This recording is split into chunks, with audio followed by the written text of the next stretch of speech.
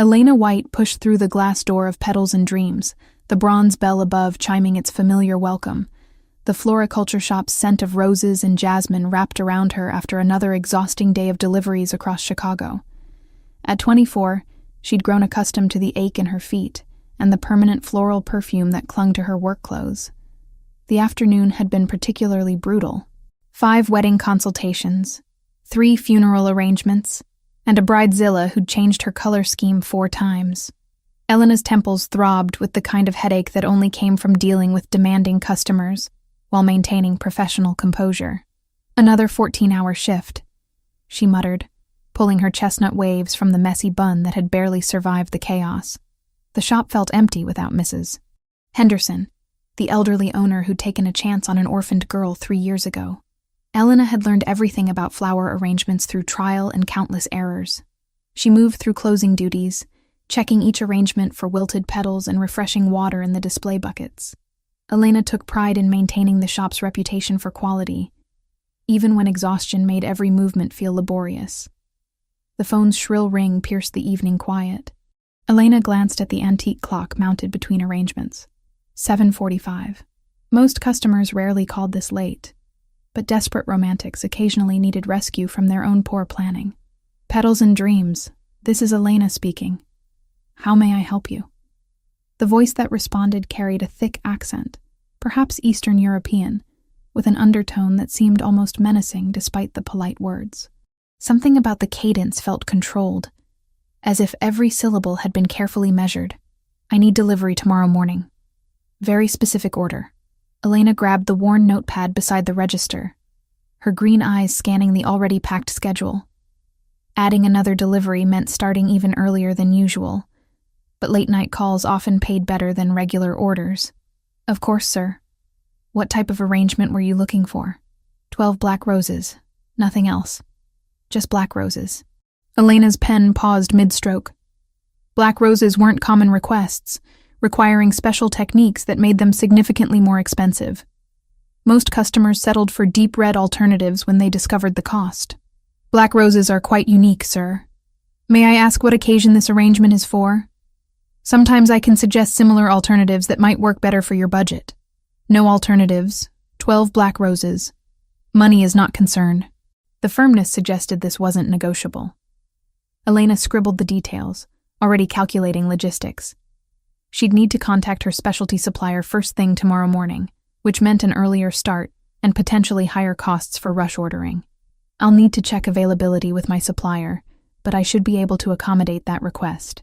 May I have your name and delivery address? Address is 1247 Lakeshore Avenue.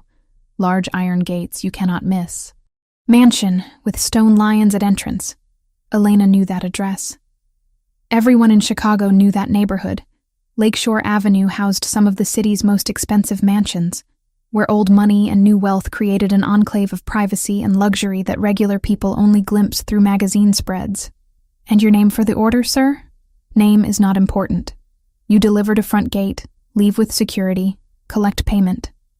$200 cash. $200. Elena's hand tightened around the phone. That amount would cover her rent for the week and leave enough for groceries and the electric bill sitting unpaid on her kitchen counter. She never questioned customers who paid generously for expedited service, especially when her bank account remained perpetually balanced on disaster's edge. That's perfectly fine, sir. The delivery will be completed by 10 a.m. tomorrow morning. Is there any specific message you'd like included? No message. No card. Just roses. Very important they arrive exactly as ordered. The line went dead before Elena could confirm additional details. She stared at the receiver for several seconds, unease creeping through her tired mind like cold fingers.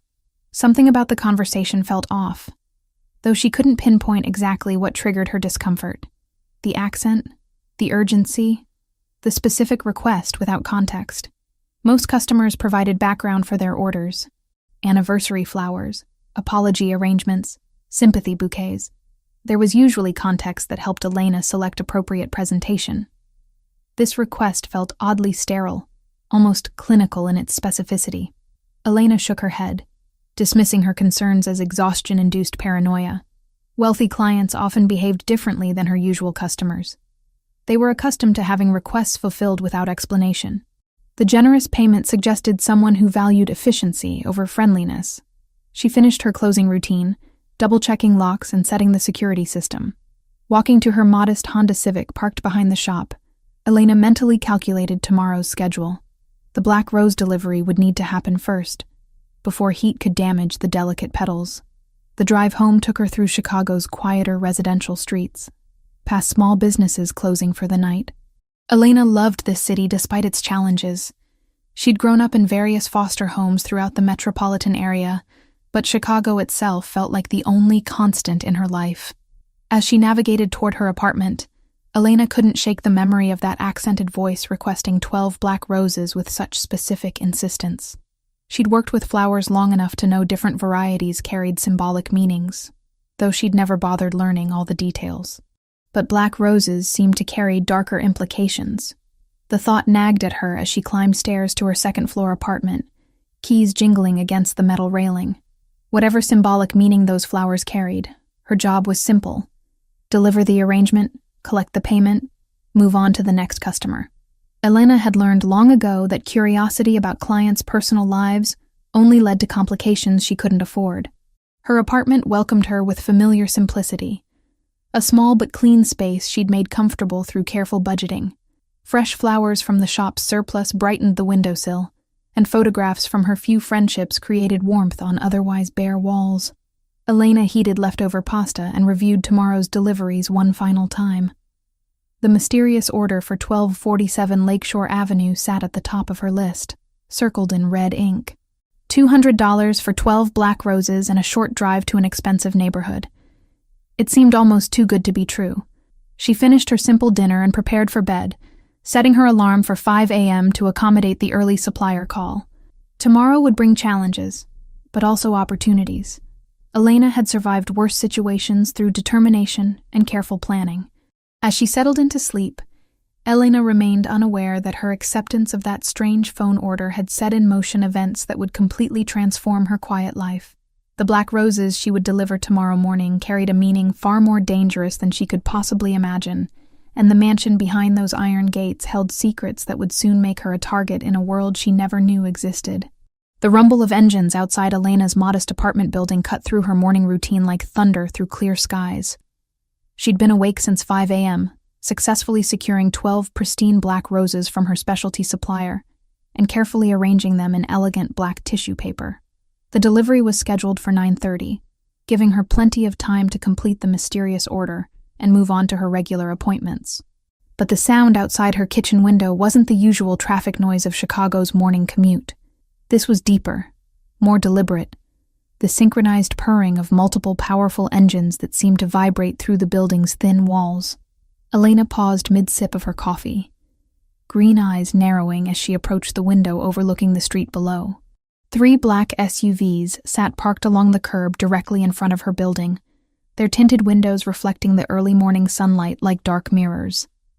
The vehicles looked expensive, pristine, and completely out of place in her working-class neighborhood where most residents drove decade-old sedans held together by hope and duct tape.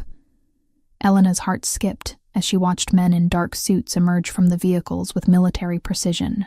They moved like soldiers, scanning the area with practiced eyes, before positioning themselves strategically around the building's entrance. One man spoke quietly into what appeared to be a radio or earpiece, his words inaudible from 3 stories up, but his posture radiating authority and purpose. "What the hell?" Elena whispered, backing away from the window. Her first instinct was to grab her phone and call the police, but something held her back. The men below didn't appear threatening in an obvious way. No visible weapons, no aggressive gestures. They simply stood there, waiting, like marble statues guarding an ancient temple. Heavy footsteps echoed through the building's stairwell, growing closer with each passing second. Elena's breathing quickened as she realized the footsteps were climbing steadily toward her floor. The building had 12 apartments spread across 4 floors, but somehow she knew with absolute certainty that these visitors were coming for her. 3 sharp knocks resonated through her apartment door with the force of authority. Elena stood frozen in her kitchen, coffee mug trembling in her hands as she stared at the door that suddenly seemed as fragile as paper. She'd lived in this building for 2 years without incident, knew all her neighbors by name, and had never experienced anything remotely resembling this level of intimidation. Miss White. The voice from the hallway carried an accent she recognized immediately. The same Eastern European inflection from last night's phone call. "We need to speak with you. Please open the door." Elena's mind raced through possibilities, each more terrifying than the last. Had she unknowingly delivered drugs hidden in flower arrangements? Was she connected to some crime through her work at the floriculture shop? The rational part of her brain insisted this had to be a misunderstanding, but the primal fear coursing through her veins suggested otherwise. "I don't know what you want," she called out, her voice stronger than she felt. "But I'm calling the police right now. Miss White, you delivered black roses yesterday to 1247 Lakeshore Avenue. We need to discuss this delivery. Nothing more." Elena's blood turned to ice water. The black roses, the mysterious phone order, the generous payment that had seemed too good to be true. Yesterday's strange unease crystallized into stark terror as she realized her instincts had been warning her about danger she couldn't have imagined. "I don't understand. It was just a flower delivery. I left them with security like the customer requested. Please open the door, Miss White. We prefer to discuss this matter privately rather than involving your neighbors in what could become complicated." The subtle threat in those words sent Elena scrambling toward her bedroom, where she grabbed her phone with shaking hands. But before she could dial 911, another voice cut through the hallway, deeper, more commanding than the first. This new voice carried power that seemed to penetrate the door itself. Elena White. Just her name, spoken with quiet authority that made her freeze completely. There was something about this voice that demanded attention, respect, and perhaps even fear. It wasn't loud or aggressive, but it carried weight that the other voice had lacked. "You will open this door. Now." Elena found herself walking toward the door despite every instinct screaming at her to run. Her hand moved to the deadbolt as if controlled by some external force. Through the peephole, she could see a tall figure in an expensive charcoal suit, his face partially obscured by shadows, but radiating presence that filled the narrow hallway. The man was younger than she'd expected, perhaps early 30s, with dark hair perfectly styled and a jawline that could have been carved from marble. His eyes, visible even through the distorted peephole lens, were the most striking feature. Pale blue-gray like winter storms, and completely devoid of warmth. This wasn't someone who asked for things twice. "Miss White, I am Pietro De Luca. You delivered a very specific message to my home yesterday. A message that could have gotten you killed if my security hadn't been thorough in their investigation. Pietro De Luca." The name meant nothing to Elena, but the way he spoke it suggested it should. His English was perfect despite the slight accent, each word chosen carefully and delivered with the confidence of someone accustomed to being obeyed without question. Elena's hand hovered over the door handle, every survival instinct warring with curiosity and a strange compulsion to face whatever waited on the other side. She'd spent her entire life avoiding trouble, keeping her head down, staying invisible. But somehow, a simple flower delivery had thrust her into something far beyond her understanding or control. "I don't know what message you're talking about. Someone called the shop, ordered black roses, and I delivered them. That's all. I run a legitimate business." Black roses, Miss White, carry a very specific meaning in certain circles. They represent death, termination, the end of someone's existence. When 12 black roses appear at my front gate, it means someone wants me dead and is announcing their intention publicly. Elena's knees nearly buckled as the implication hit her. She'd unwittingly delivered a death threat to someone powerful enough to mobilize armed men and track her down within hours. The generous payment, the mysterious customer, the late-night phone call.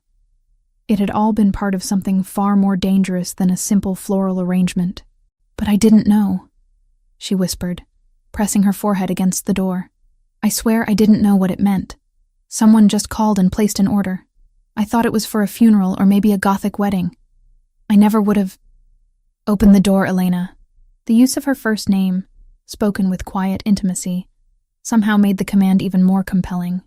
Elena turned the deadbolt with numb fingers, her mind struggling to process how her simple life had transformed into something from a nightmare. The door swung open to reveal Pietro De Luca in all his intimidating presence. He was even more striking in person than through the peephole. Tall, broad-shouldered, and carrying himself with the kind of confidence that came from never having to doubt his own power. His suit probably cost more than Elena made in 3 months, and the watch on his wrist could have paid her rent for a year. But it was his eyes that held her attention. Intelligent, calculating, and completely focused on her, as if she were the most important thing in his world at this moment. "You're going to come with me," Pietro said, his voice leaving no room for argument. "We need to discuss who placed that order and why they used your shop to send me a message. Your life may depend on how cooperative you choose to be." Behind him, Elena could see 2 other men in expensive suits, their positions carefully chosen to block any escape routes. Whatever world she'd accidentally stumbled into, there was no backing out now. The black roses she'd delivered so innocently had sealed her fate and tied her to Pietro De Luca in ways she couldn't begin to comprehend. Elena looked into those pale eyes and realized her quiet life was over. Whatever came next would either destroy her completely or transform her into someone she'd never imagined becoming. The only certainty was that there was no going back to the simple existence she'd known just 24 hours ago. The De Luca mansion rose before Elena like something from a Gothic novel, all stone and shadows against the gray Chicago morning. Wrought iron gates that had seemed impressive from the street now loomed overhead as the black SUV passed through, their intricate metalwork depicting twisted vines and thorns that seemed to writhe in her peripheral vision. Elena sat rigid in the leather back seat, acutely aware of Pietro's presence beside her and the armed man in the front passenger seat who hadn't spoken a single word during the 20-minute drive. The mansion itself defied every expectation she'd formed about wealthy homes. Where she'd imagined gaudy displays of nouveau riche excess, she instead found understated elegance that spoke of generations of accumulated power. The limestone facade was weathered but pristine, with tall windows that reflected the morning light like watchful eyes. Perfectly manicured lawns stretched in every direction, broken only by marble statues and fountain features that probably cost more than most people's houses. "Impressive, isn't it?" Pietro's voice carried a note of pride as he followed her gaze. "My great-grandfather built this place in 1924.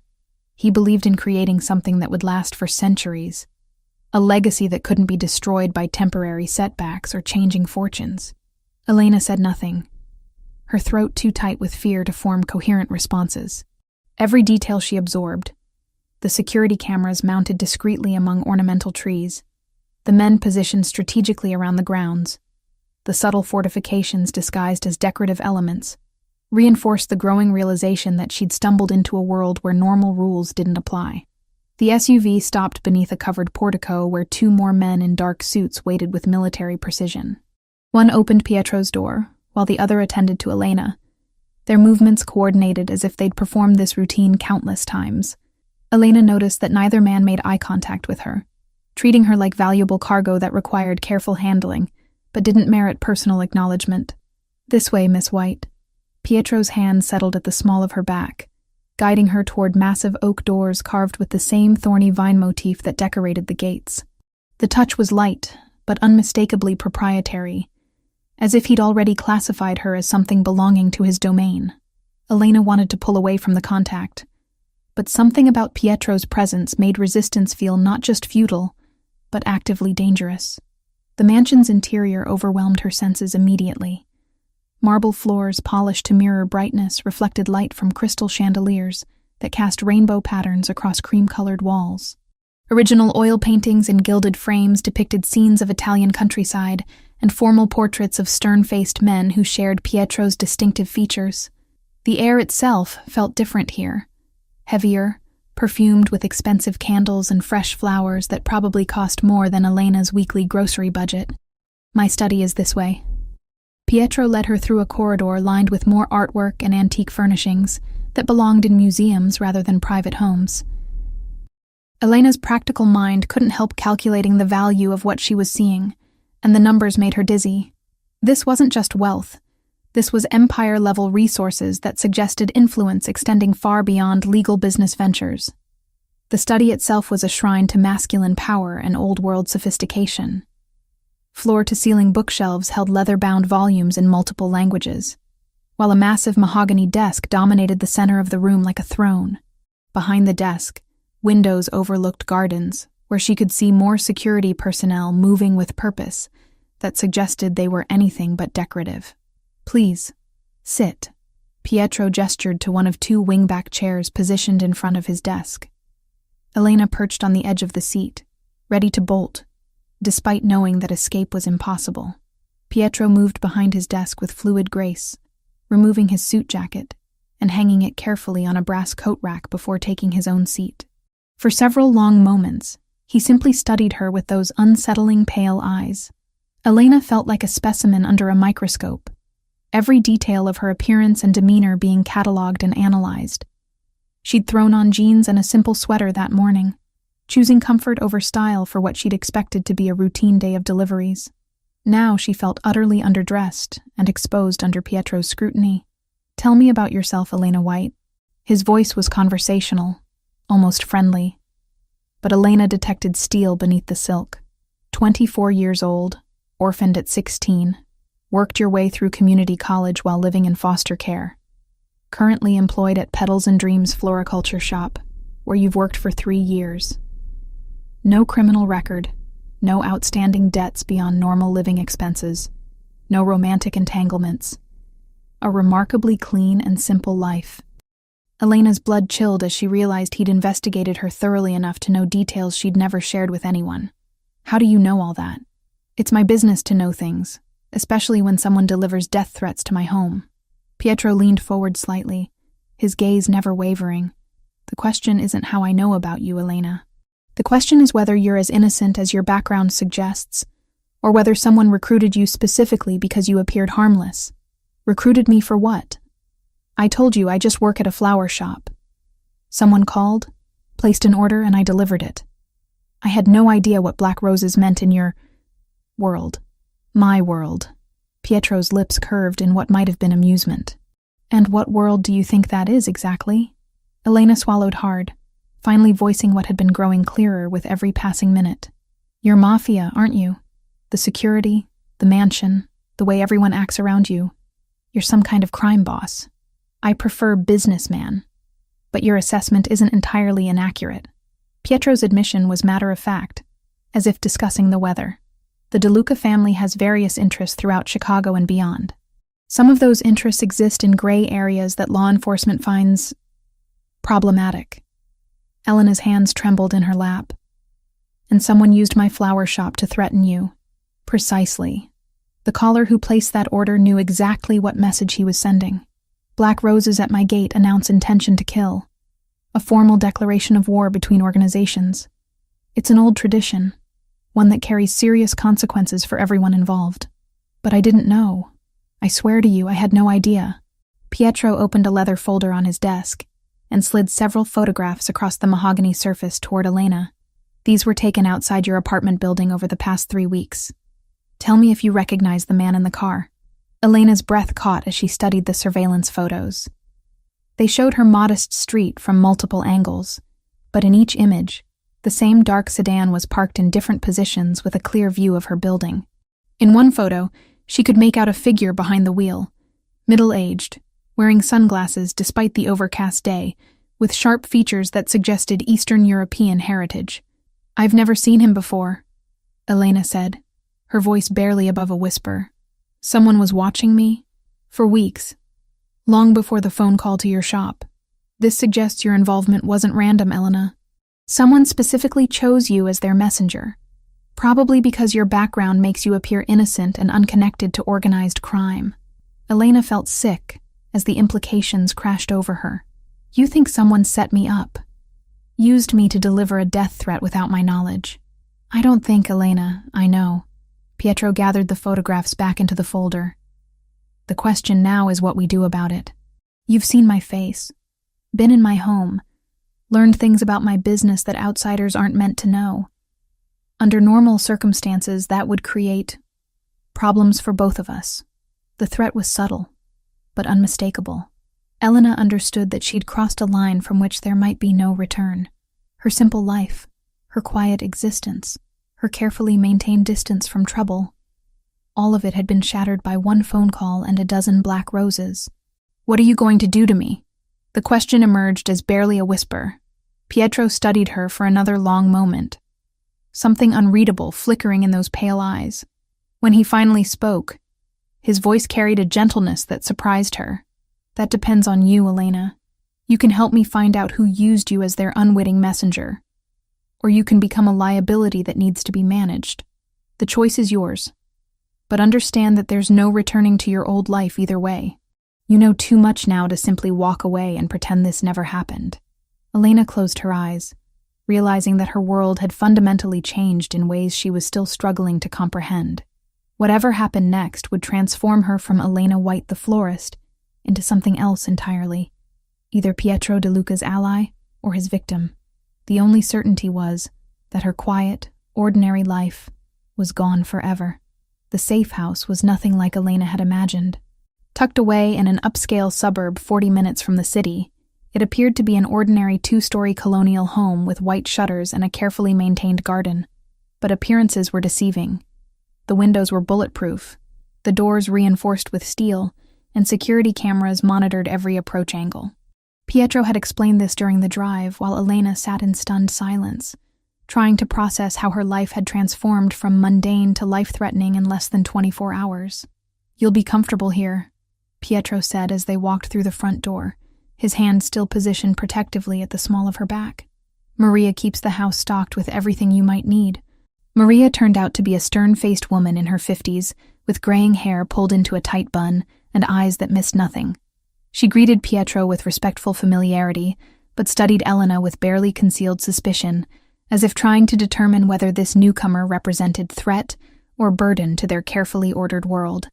"The guest suite is ready, Mr. De Luca," Maria said, her accent similar to Pietro's but more pronounced. "Giuseppe has completed the perimeter check, and we have men positioned at all access points." Elena listened to this exchange with growing dread.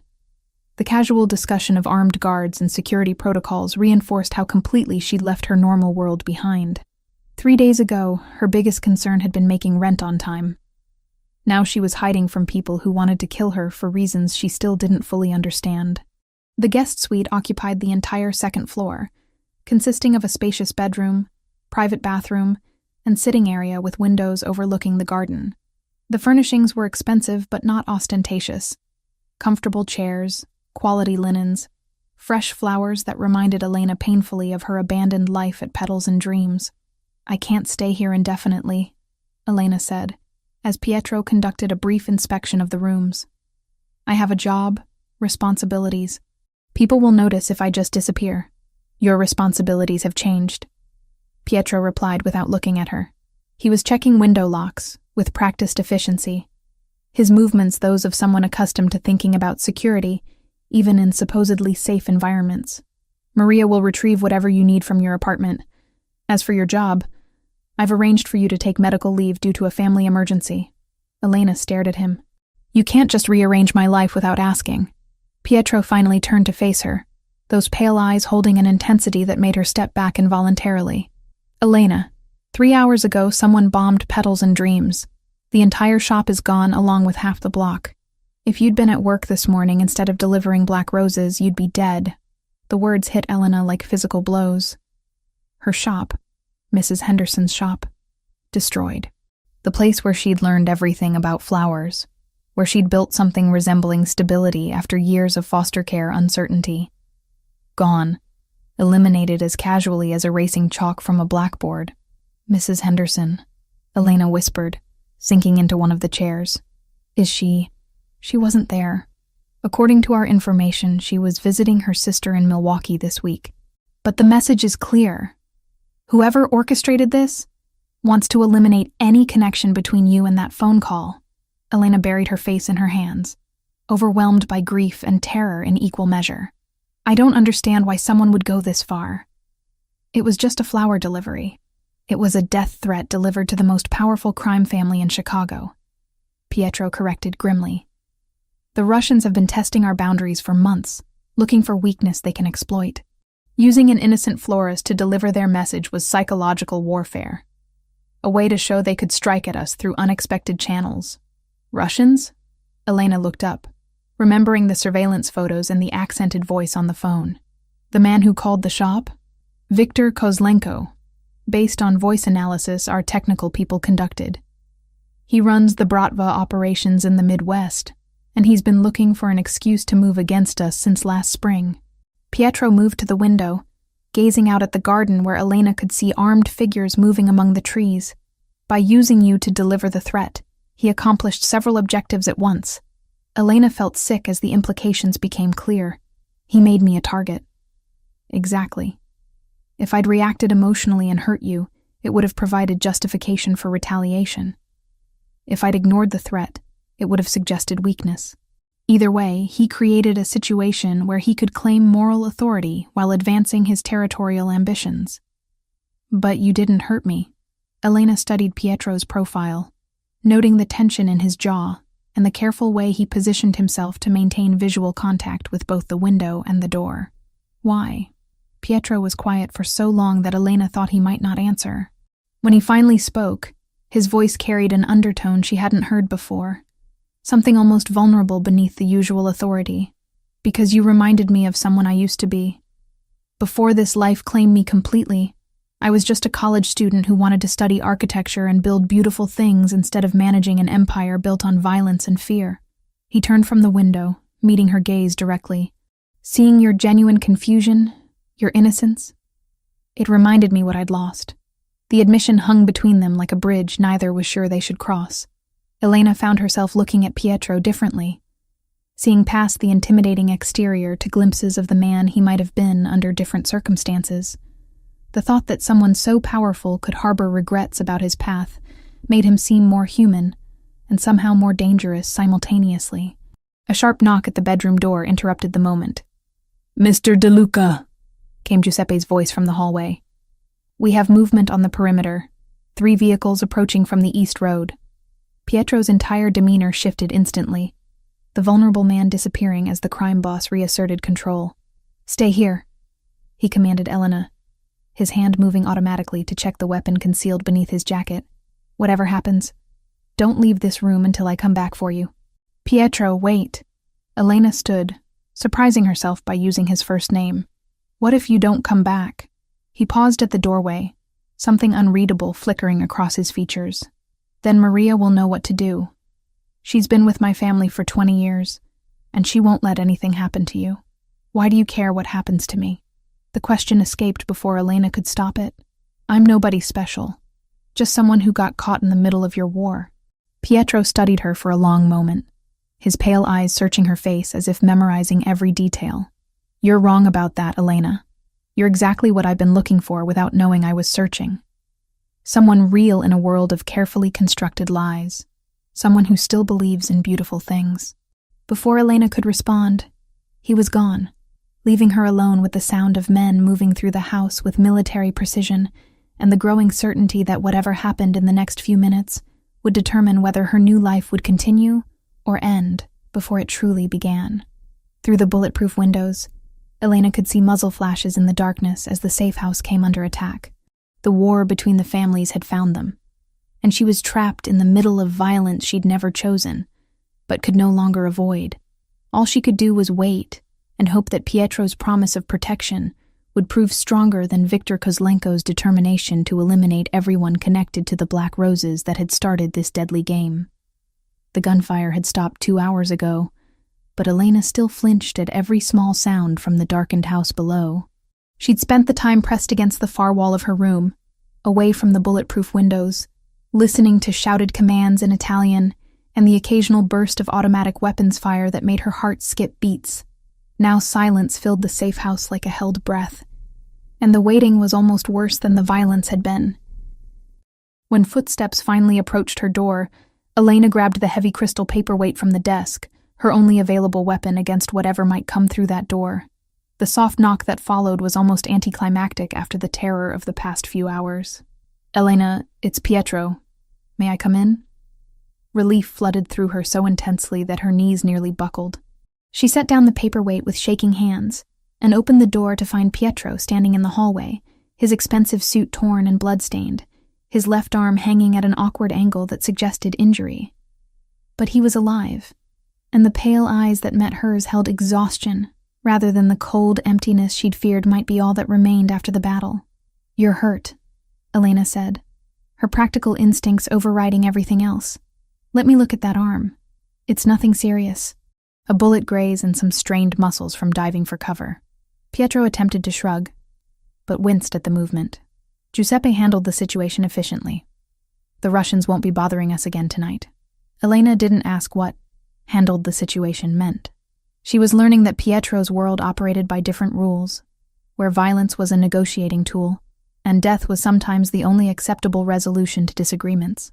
Instead, she focused on what she could control: the bleeding cut on his forehead and the way he favored his injured arm. "Sit down," she commanded, gesturing toward the chair by the window. "You need medical attention, and I'm the closest thing to a nurse you're going to find tonight." Pietro's eyebrows rose at her tone. "Are you giving me orders, Elena?" "Yes, I am. You saved my life tonight, which means I get to return the favor by making sure you don't bleed to death from stubbornness." Elena moved to the bathroom, gathering towels and the first aid kit she'd noticed earlier. Besides, someone needs to clean those wounds properly before they get infected. To her surprise, Pietro complied without further argument, settling into the chair with careful movements that revealed more injuries than he'd initially admitted. Elena approached him slowly, suddenly aware of the intimacy required to tend his wounds and the way the lamplight played across his sharp features. "This is going to sting," Elena warned, as she dabbed antiseptic on the cut above his eyebrow. Pietro remained perfectly still under her ministrations, his pale eyes never leaving her face as she worked. The intensity of his gaze made her hands tremble slightly, but she forced herself to focus on cleaning the wound thoroughly. "Where did you learn to do this?" Pietro asked quietly. "Foster care teaches you basic medical skills quickly. When you're bounced between homes with different rules and resources, you learn to take care of yourself and others." Elena moved to examine his injured arm, carefully rolling up his torn sleeve to reveal a bullet graze along his bicep. "I spent 2 years with a foster mother who was a retired army medic. She made sure I knew how to handle emergency situations. The system failed you." There was anger in Pietro's voice, but Elena sensed it wasn't directed at her. Children shouldn't have to learn survival skills before they learn to drive. "The system isn't perfect, but it kept me alive until I could make my own way." Elena began cleaning the bullet wound, noting how Pietro controlled his breathing to manage the pain without showing weakness. "Some of my foster families were wonderful people doing their best in difficult circumstances. Others weren't. Tell me about the ones who weren't." Pietro's request was quiet, but carried unmistakable command. Elena realized he wasn't making conversation. He was gathering information about her past, learning what had shaped her into the woman treating his wounds with gentle competence. The Hendersons were the worst. They took in kids for the monthly payments but provided minimal care in return. 3 of us shared a basement room with no heat, and we were expected to earn our keep through household labor and babysitting their biological children. Elena's voice remained steady as she recounted memories she rarely shared. "I was 14, and I learned to make meals from whatever expired food they bought in bulk. I learned to mend clothes until they fell apart completely. Mostly, I learned that survival meant being useful enough to keep, but invisible enough to avoid attention." Pietro's jaw tightened as he processed this information. "How long were you with them?" 18 months, until Mrs. Henderson tried to rent me out to her brother for weekend babysitting that had nothing to do with children." Elena finished bandaging Pietro's arm and moved back to check his forehead wound. "I ran away that night and didn't go back. Social services moved me to a different placement after that. And the better families?" Elena's expression softened. "The Garcias were incredible. Maria and Roberto had raised 5 children of their own and decided they wanted to help kids who needed temporary homes. They taught me that family isn't just about blood. It's about choosing to care for each other even when it's difficult." She paused in her work, her eyes distant with memory. "Maria taught me to cook authentic Mexican food, and Roberto helped me with homework every night even after working double shifts at the factory. They wanted to adopt me, but what? Roberto got laid off when the factory moved production overseas. They couldn't afford the legal fees for adoption, and the state moved me to another placement before they could save enough money." Elena resumed cleaning Pietro's forehead cut, using the familiar motions to steady herself. I still send them Christmas cards. They have 7 grandchildren now, and Maria always includes pictures with her letters. Pietro was quiet for several minutes, watching Elena work with careful precision. When she finally stepped back to assess her handiwork, he caught her wrist gently, preventing her from moving away completely. "You understand loyalty," he said, his pale eyes studying her face intently. "Real loyalty, not the kind that can be bought or intimidated into existence. It's rare in my world. Your world seems to run on fear and obligation. That's not the same thing as loyalty." Elena didn't pull away from his grip, but she met his gaze directly. "The people who've earned my loyalty did it by showing they cared about me as a person, not as someone useful to their purposes. And what would it take for me to earn that kind of loyalty from you?"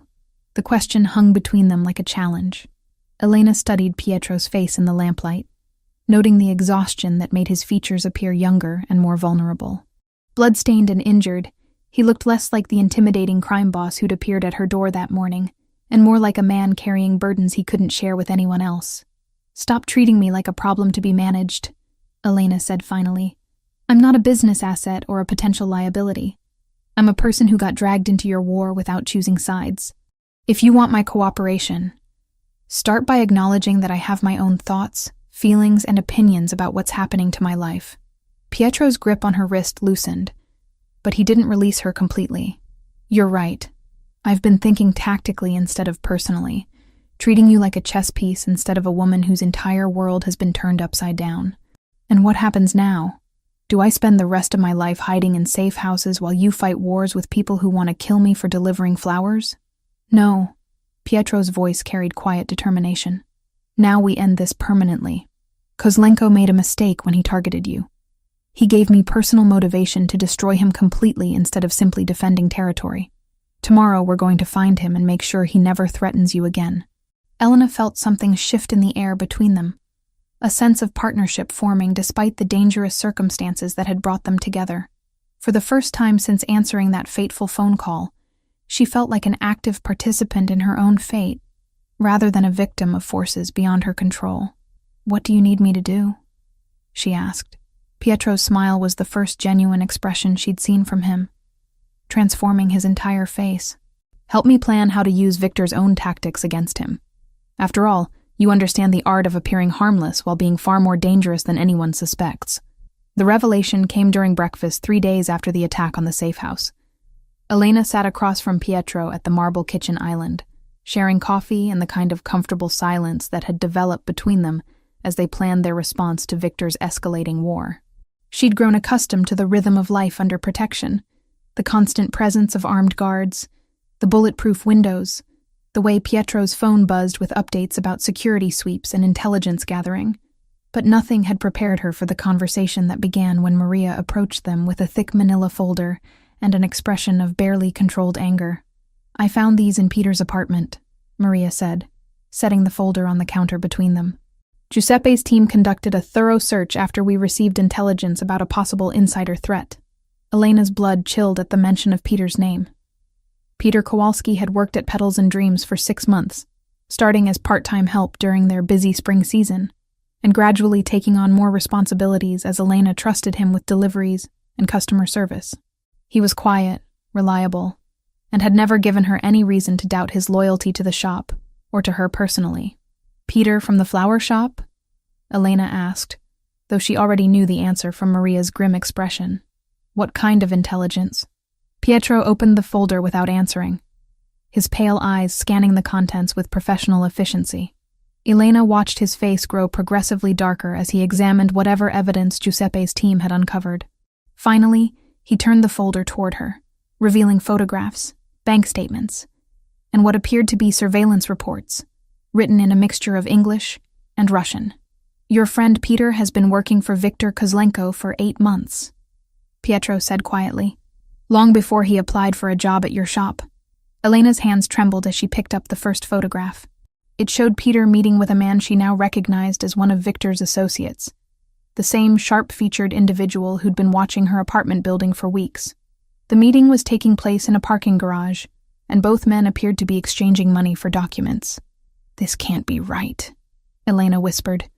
But even as she spoke, Pieces of a puzzle she hadn't known existed began falling into place. Peter's convenient availability for extra shifts, his willingness to work for slightly less than minimum wage, his interest in learning about their client list and delivery schedules. Details that had seemed like dedication now appeared sinister in retrospect. Bank records show regular payments from a shell company controlled by the Kozlenko organization. Pietro continued, his voice gentle despite the harsh reality he was revealing.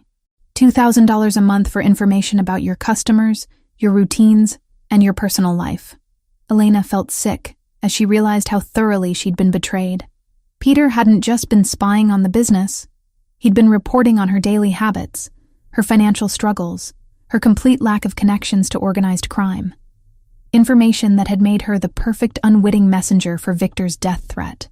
The phone call, Elena said, understanding flooding through her. Peter would have known our usual closing routine, when I'd be alone at the shop to take late orders. Exactly. Victor needed someone who could place the Black Rose order at precisely the right time, ensuring you'd be the one to answer and accept the delivery request. Pietro's jaw tightened with controlled fury. Your friend provided them with weeks of intelligence about your schedule, your personality, even your financial desperation that would make you unlikely to refuse a generous payment. Elena stared at the surveillance photos spread across the kitchen counter, each image revealing another layer of Peter's deception. Meeting with Russian operatives, photographing delivery receipts, even taking pictures of Elena herself as she worked in the shop. The violation felt more personal than anything Victor had done directly. There's more, Maria said grimly, pulling additional documents from the folder. Phone records show Peter made 17 calls to known Kozlenko numbers in the past month. The last call was made 2 hours before the bombing of Petals and Dreams. He warned them, Elena realized, her voice barely above a whisper. He told them I wasn't at the shop that morning. The bombing wasn't meant to kill you, Pietro confirmed. It was meant to eliminate evidence of their surveillance operation and force you to rely completely on me for protection. Victor wanted to isolate you, make you dependent on my resources while he planned his next move. Elena pushed the photographs away, unable to look at more evidence of Peter's betrayal. She'd trusted him, had even covered his shifts when his girlfriend was sick, had treated him like the younger brother she'd never had. The thought that he'd been reporting on her kindness to people who wanted to use it against her made her feel foolish and naive. Where is he now? Elena asked. Pietro and Maria exchanged glances before Pietro answered. Giuseppe's team found him at a motel near O'Hare Airport with a fake passport and enough cash to disappear permanently. He was planning to leave the country tonight. Was planning? Elena caught the past tense and felt her stomach clench. What happened to him? He's alive, Pietro said carefully. But he's in a position where he can't cause any more harm to you or compromise my organization's security. Elena understood the implication without needing details. Peter was being held somewhere secure, probably undergoing interrogation about Victor's plans and the extent of the surveillance operation. In Pietro's world, betrayal carried consequences far more severe than job termination or criminal prosecution. I want to see him, Elena said suddenly. Pietro's eyebrows rose. That's not advisable. You've been through enough trauma without confronting the person who orchestrated your involvement in this situation. I need to understand why. Elena stood, pacing to the window where she could see Giuseppe's men patrolling the garden. Peter seemed genuinely friendly. He asked about my life, remembered details about things I cared about. If it was all an act, I need to know how completely I was fooled. Elena, interrogating turncoats isn't something civilians should witness. These conversations can become intense. I'm not a civilian anymore, Elena replied, turning to face Pietro with determination she didn't entirely feel. Victor made sure of that when he targeted me. If I'm going to survive in your world, I need to understand how deception works, how people can lie so convincingly that you trust them with your life. Pietro studied her for a long moment, weighing risks against her obvious need for closure.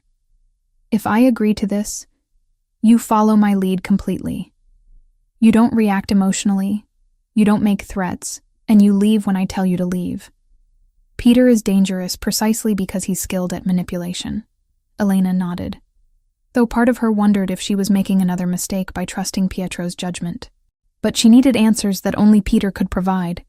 Needed to understand how someone could smile at her every day while systematically betraying everything she cared about. "One more thing," Pietro said as they prepared to leave. Peter wasn't working alone. The surveillance operation, the timing of Victor's moves, the coordination required, it suggests he had help from someone else close to you. Someone you haven't suspected yet.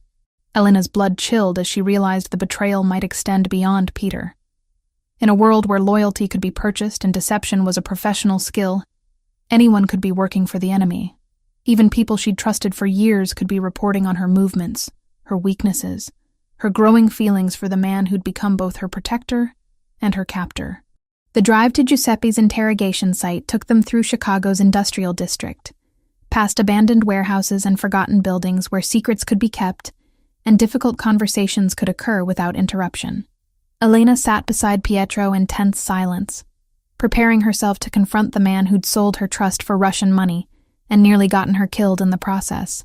But first, she needed to understand how thoroughly she'd been deceived, and whether anyone else in her limited circle of friends and acquaintances was still working for Viktor Kozlenko. The war between the families had become personal, and Elena was determined to identify every enemy before she committed completely to Pietro's dangerous world. The warehouse where they held Viktor Kozlenko smelled of rust, motor oil, and fear. Elena gripped Pietro's hand as they walked through the maze of shipping containers and abandoned machinery, following Giuseppe's hulking form deeper into the industrial complex where Chicago's underworld conducted its most serious business. The sound of their footsteps echoed off concrete walls that had witnessed decades of violence, negotiation, and final reckonings. "Remember what I told you," Pietro murmured as they approached a reinforced door guarded by 2 armed men. "Stay calm, don't react emotionally, and trust me to handle the situation."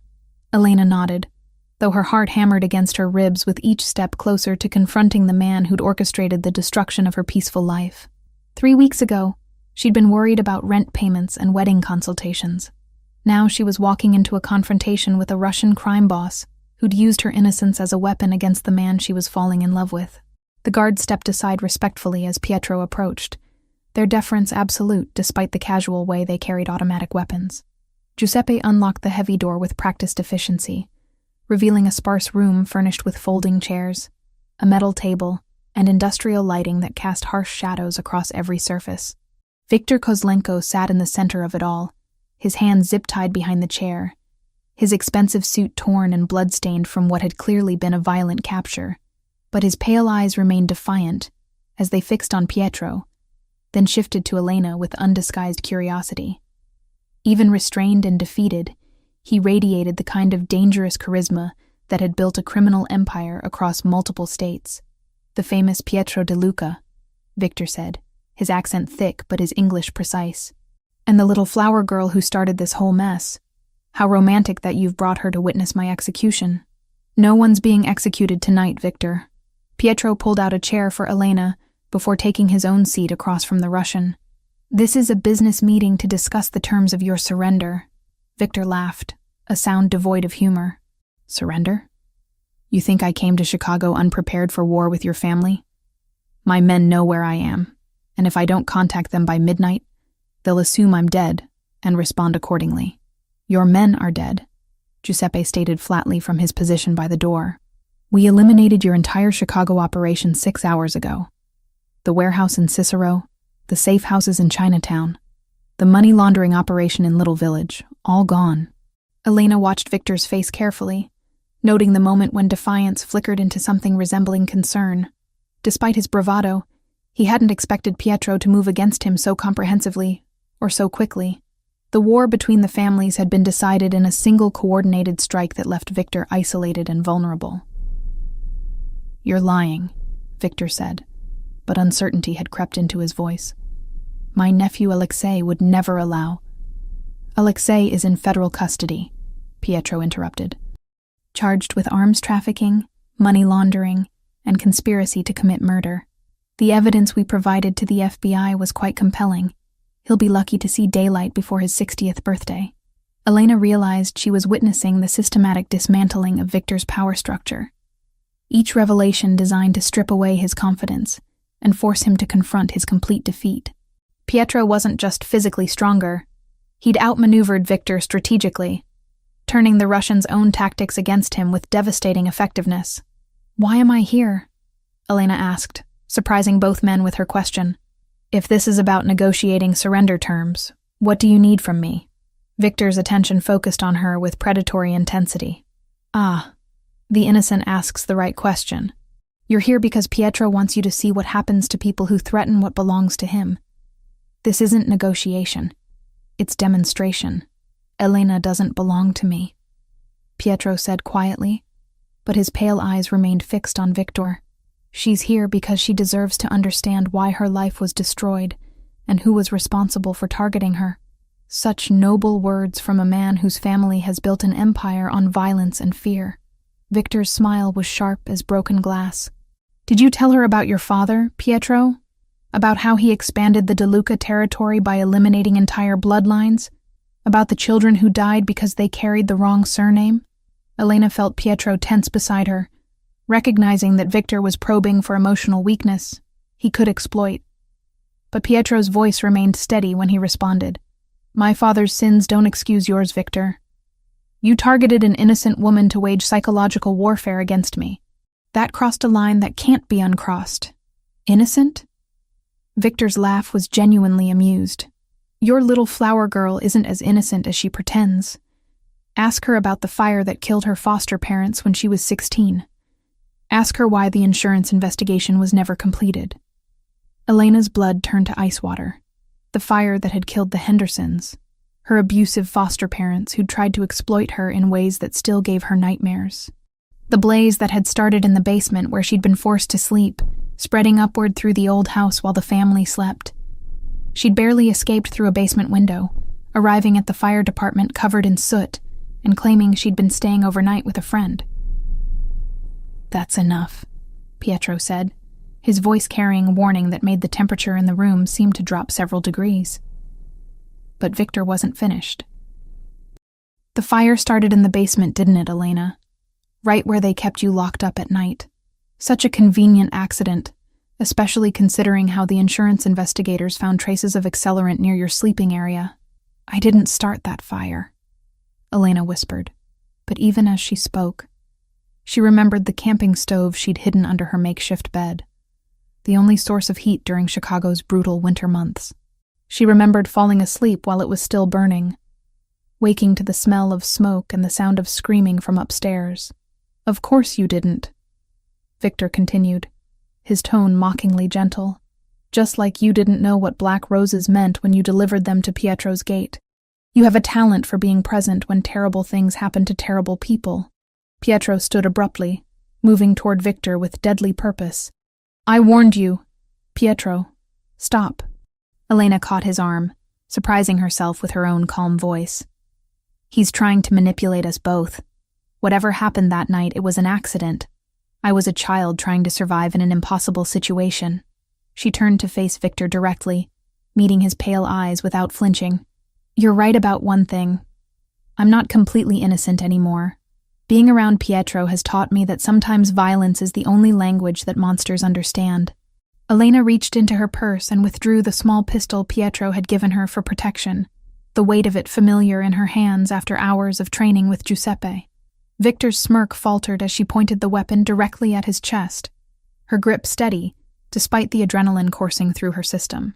"You destroyed my shop, threatened my life, and used people I cared about as weapons against me," Elena said quietly. "But your mistake was thinking I'd remain helpless while you played your games." The sound of the gunshot echoed through the warehouse like thunder, followed by Victor's scream of pain as the bullet shattered his kneecap. Elena lowered the pistol, her hands perfectly steady as she met Pietro's shocked gaze. "Now we can negotiate surrender terms," she said calmly. "Victor understands the consequences of refusing, and you understand that I'm not the same woman who delivered flowers last week." Pietro stared at her with something between admiration and concern, recognizing that Elena had crossed a line from victim to active participant in his dangerous world. The transformation was complete. She was no longer an innocent caught in the crossfire, but a woman who'd chosen to fight back against the forces that had tried to destroy her. Victor writhed in his chair, blood flowing freely from his wounded leg, his arrogance replaced by genuine fear, as he realized that Elena represented a new kind of threat, someone with nothing left to lose, and the determination to make her enemies pay for their mistakes. The war between the families was over, but Elena's evolution from Florist to something far more dangerous had just begun. She'd proven she could pull the trigger when necessary, and both Pietro and Victor understood that she would never again be underestimated by anyone who threatened what she'd chosen to protect. 6 months later, Elena DeLuca stood at the floor-to-ceiling windows of the penthouse office overlooking Lake Michigan, watching cargo ships navigate the harbor while reviewing shipping manifests for Pietro's legitimate import business. The autumn sunlight caught the diamonds in her wedding ring, casting rainbow patterns across the mahogany desk that had once intimidated her, but now felt like a natural extension of her authority. The transformation from florist to crime boss's wife had been more dramatic than she'd ever imagined possible. But Elena had discovered talents for organization and strategic thinking that surprised everyone, including herself. What had begun as helping Pietro manage his legitimate business interests had evolved into partnership in ways that extended far beyond their marriage certificate. The Nightingale shipment cleared customs without inspection, Giuseppe reported from the doorway, his massive frame filling the space as he delivered the weekly intelligence briefing. Our contact at the Port Authority confirmed all documentation was accepted without question. Elena nodded, making notes in the coded ledger that tracked their various operations. The Nightingale shipments contained medical supplies for the network of clinics Pietro funded throughout Chicago's underserved neighborhoods. But they also provided cover for more sensitive cargo that helped maintain their territorial agreements with other families. "Any word from our friends in Milwaukee about the Torino situation?" Elena asked, referring to a rival family attempting to expand into their pharmaceutical distribution territory. "Handled quietly," Giuseppe replied. "No complications, no police involvement. The Torinos have agreed to focus their attention on cities where they won't encounter resistance from established operations." The language of violence had become as familiar to Elena as flower arrangements once were, though she preferred solutions that didn't require bloodshed. Her background in customer service had translated surprisingly well to managing criminal negotiations, understanding what people really wanted, finding compromises that let everyone save face, knowing when to appear sympathetic and when to project strength. Pietro emerged from the private elevator that connected their office to the residential floors above, carrying 2 cups of espresso and wearing the slight smile that had become more frequent since Viktor Kozlenko's permanent departure from Chicago 6 months ago. The Russian had been shipped back to Moscow in several different containers, his organization's assets absorbed into the DeLuca empire through careful negotiation with federal authorities who'd been convinced that cooperation served everyone's interests. "The Henderson proposal came through," Pietro said, settling into the chair beside Elena's desk rather than behind his own. "They've agreed to our terms for the Riverside Development Project." Elena accepted her espresso with a kiss that still sent electricity through her system despite 6 months of marriage. The legitimate development projects had become her specialty, using her understanding of city planning and community needs to identify profitable opportunities that also provided genuine benefits to Chicago's neighborhoods. "What about the community center we discussed?" Elena asked. "The one with the youth programs and job training facilities?" "Already included in the architectural plans. Maria is coordinating with the contractors to ensure construction begins by spring." Pietro's expression softened as he watched Elena review the development contracts. "You realize you're becoming more ruthless in business negotiations than I am? The Henderson Group was terrified of disappointing you after that last meeting." Elena laughed, remembering how she'd quietly suggested that disappointed business partners sometimes experienced unfortunate accidents in Pietro's world. The threat had been subtle enough to maintain plausible deniability, but clear enough to ensure rapid agreement to their terms. "I learned from the best," she replied, though they both understood that Elena's approach to power was fundamentally different from the intimidation tactics that had built the DeLuca empire. She preferred psychological pressure to physical violence, economic leverage to direct confrontation, and she'd proven remarkably effective at expanding their influence through methods that attracted less law enforcement attention. The phone on Elena's desk buzzed with the distinctive tone that indicated secure communication from their network of informants. She answered with the businesslike efficiency that had become second nature. "Mrs. DeLuca speaking." "Ma'am, this is Detective Morrison from the Financial Crimes Unit. We have developments on the Torino investigation you might find interesting.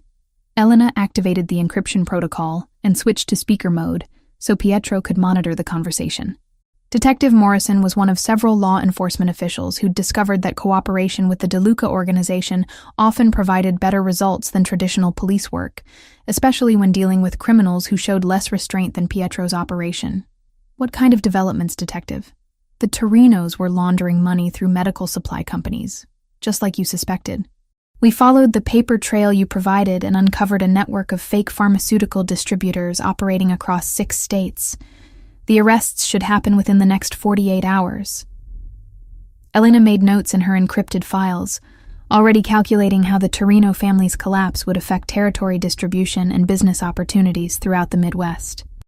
Pietro had taught her to think several moves ahead, anticipating consequences and preparing responses before problems became crises. Excellent work, Detective. Will there be any complications regarding our medical supply operations? Your companies are completely clean, ma'am. The documentation you provided proved that your pharmaceutical distributions are legitimate charitable operations with proper DEA oversight. In fact, your cooperation in this investigation will probably result in expanded licenses for controlled substances distribution. Elena smiled, appreciating how her legitimate charitable work provided perfect cover for their more questionable activities.